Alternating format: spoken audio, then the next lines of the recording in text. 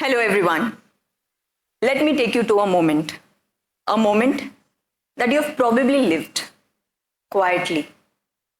You're surrounded by motion. People around you are rushing towards dreams, deadlines, decisions.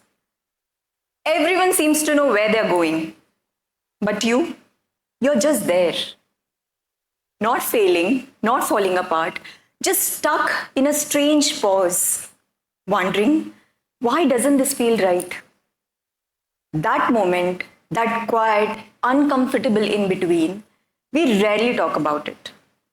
But maybe we should. Because that is where often real change begins. Not in certainty, not in confidence, but in the courage to question, to step back, or sideways, or maybe even into the unknown.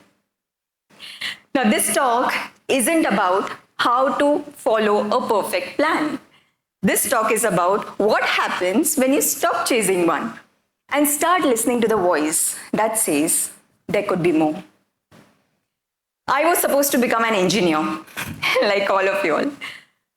After I scored really well in my board exams, which was above 92%, I moved to Mumbai from Ratnagiri, which was a small town, for my higher studies. Now, there was time before the college could start, and one of my visits to the college, I happened to see an acting schools board right opposite the college gate. Now, from childhood, I was very much inclined towards performing, dancing, which is why I asked my parents if I could join. And they said yes, because usually whenever I felt strongly about anything, they never denied it. That is how it started. No goal to become an actor, no grand plan. But within weeks, I got noticed. I landed my first film. That film did well, and more opportunities came my way. Now, it sounds easy, but it wasn't, because I have shot through injuries with a terrible accident on our way to the location when our vehicle flipped in air, not once, but thrice. But I continued to shoot in that pain. Why? Because that time I was growing, I was learning, and most importantly, I was enjoying. After a few years, the work started to feel very repetitive, and I wasn't enjoying it as much. I felt just for the sake of it, because it is safe and familiar, being stuck in a position which is not giving me happiness, what is the point?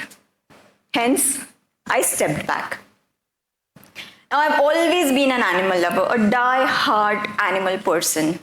During that time, I was spending a lot of time at home, which is why I started learning about veganism.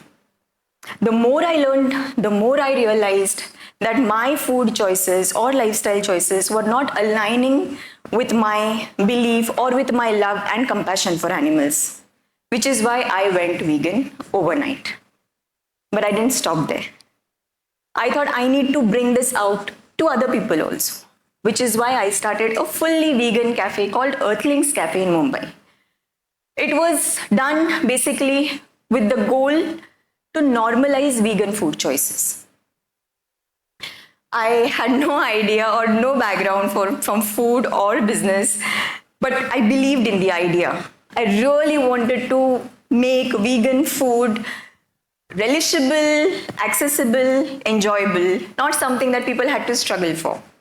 So we had everything on our menu, from pizzas to pastas, ice creams, meat substitutes, everything. Like you name it and we had it.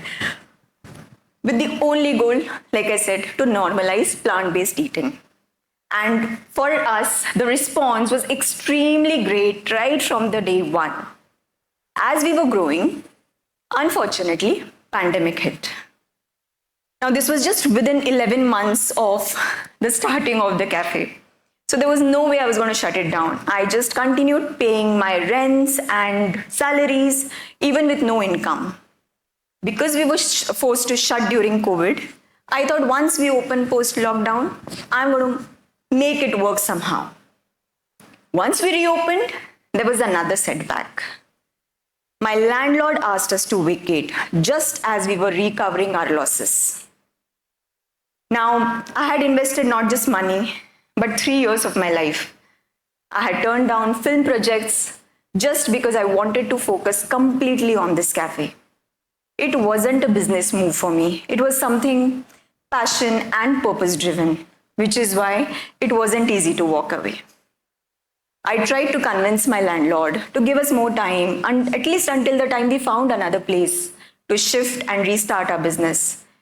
But after a point, I realized I was pushing it too hard. Maybe it wasn't meant to be, so I stopped. And that's something I have consistently followed in my life. If something requires constant struggle just to stay afloat, I don't cling to it. I let go. Now, during the last few months, when the cafe was still functional and it had gone on autopilot, I had free time. So I accepted a film project by my first film's director, Mr. Teja, which was supposed to be shot in Panna, Madhya Pradesh.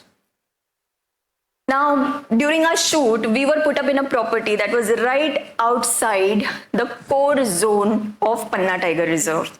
See how life takes turns and how amazing it is to, just like going with the flow sometimes gets you where you actually want to be. So that is what happened. Every single morning when we would go for the shoots, I saw people going into the Tiger Reserve for safaris, in gypsies. So that entire site was very fascinating. So I said, why not I do a couple of safaris while I'm here? And I planned a couple of them after my schedule. In the very first safari of my life, I saw a tigress called P151 with her 2 tiny cubs. She was on the bank of a river. And that moment, something happened. I really can't put it in words because it was not just a beautiful sight.